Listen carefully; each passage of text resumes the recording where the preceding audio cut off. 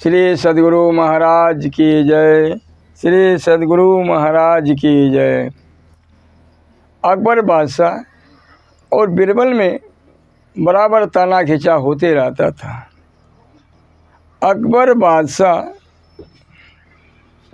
बीरबल को जितने भी प्रश्न देता था, प्रश्न का उत्तर तुरंत ही दे देता था।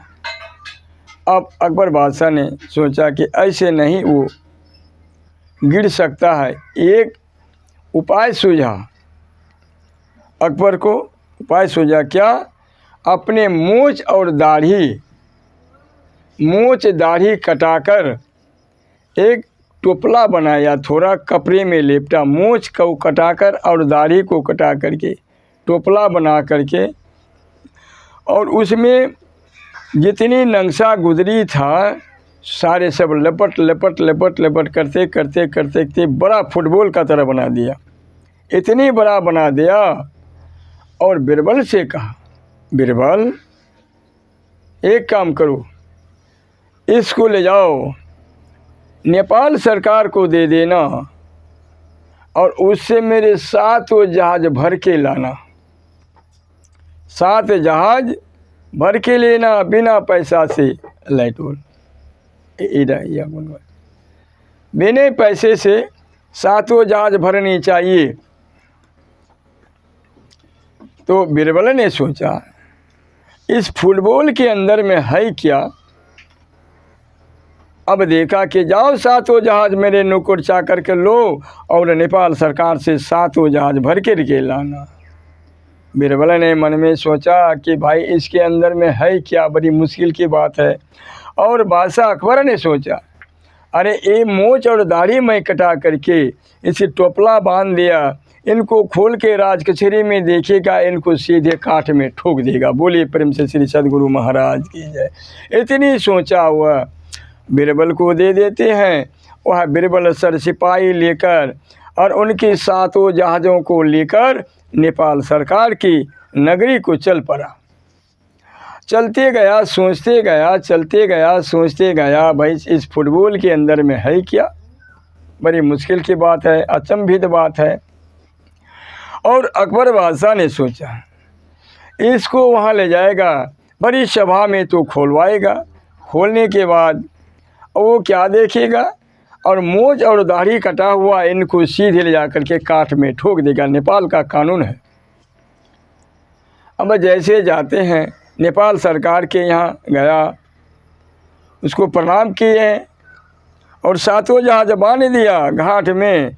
और नेपाल सरकार को जा कर के बीरबल प्रणाम करते हैं। बादशाह सलाम सलामत आदाब अस्सलाम वालेकुम वालेकुम सलाम करते हैं। सलाम करने के बाद कहा कि क्या बात है जी, मेरे बादशाह ने आपको एक तोहफा दिया है। तोहफा? अरे क्या तोहफा दिया? कि सरकार इसके अंदर में क्या कौन सी संपत्ति बना हुआ है मुझे पता नहीं है। मेरी सरकार ने, ये अकबर बादशाह ने आपको एक तोहफा दिया है। और बड़ी सभा में कहा कि खोलो जी। उनके नौकर चाकर जो भी था, सर सिपाही लोग, तोहफा को खोलने लगा। जो खोलते जाता है भाई, अरे नक्शा गुदरी घुसा हुआ है, खोलते जाता है, ये टुकड़े फुकड़े कपड़े हैं और कुछ है और कुछ है। खोलते खोलते घंटों घंटा लग जाता है, खोला नहीं जाता। अरे भाई इसके अंदर में है कहाँ कुछ। के बादशाह सलामत खोल के तो देखो अंदर में क्या है, मेरे बादशाह ने आपको दिया। खोल के जब देखा, पूरी खोला गया, इतनी बड़ी फुटबॉल को खोला। खोलने के बाद अंदर में क्या देखा, मूंछ और दाढ़ी पाया। इतनी पा कर के नेपाल सरकार तो जल गया। अरे बड़ी सभा में मुझे अपमान किया, मूंछ और दाढ़ी दे कर के हमको इतनी अपमान किया।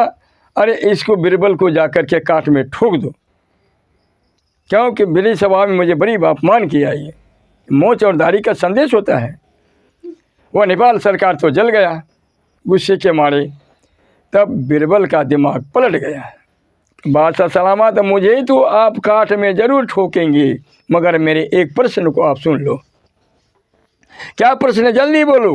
और उधर कांटी लेकर के काठ में ठोकने के लिए उधर जमदूत और लोग खड़ा है उधर। जल्दी बोलो तुम। गुस्सा से तो जला हुआ था।